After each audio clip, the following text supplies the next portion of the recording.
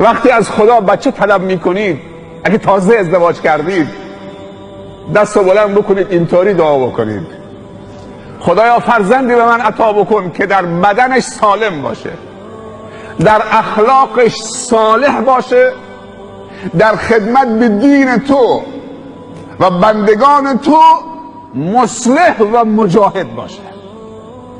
خدایا این فرزند رو با این اوصاف به من بده.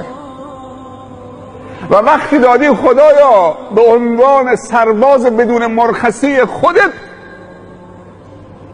فرزند منو تو لیست مجاهدین دین خودت و راه خودت و نصرت بندگان خودت اسم فرزند من، چه دختر باشه چه پسر باشه، بنویس: سرباز بدون مرخصی.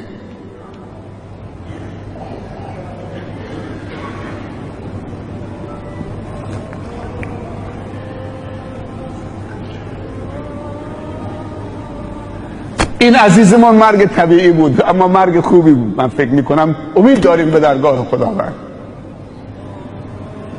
اگر میخوای خدا چیزی بهت بده، برای برادرت چیزهای خوب از خدا تقاضا بکن.